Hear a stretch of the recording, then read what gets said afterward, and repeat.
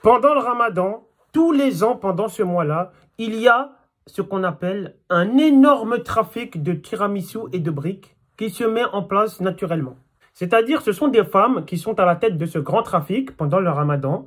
C'est un trafic qui consiste à attendre l'heure du ftour pour envoyer des briques et des tiramisu à des mecs super beaux gosses de la région. Et ça, c'est quand même assez, on va dire, c'est quand même assez effroyable comme procédé. Après, on ne va pas se mentir, il y a quand même une forte demande d'hommes bien dégueulasses qui profitent du ramadan pour demander à des femmes de leur faire des briques et des tiramisu. Ça veut dire que c'est l'offre et la demande. Après, c'est vrai que l'offre, elle peut être aussi refusée. Elle est acceptée des deux côtés. C'est-à-dire, il y a un featuring de gens dégueulasses. Après, je sais, vous allez me dire, oui, qu'est-ce qu'il y a de mal à ça?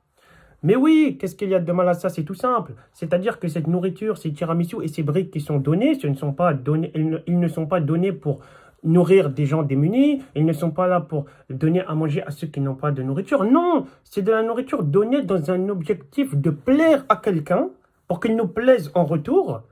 Et comme ça, on s'égare et on ne se préserve pas et on fait des conneries ensemble. Ce sont de la nourriture pornographique. Cette nourriture a un objectif d'atteindre la pornographie. Et après, les gens vont se dire, mais non, la relation, elle marche pas.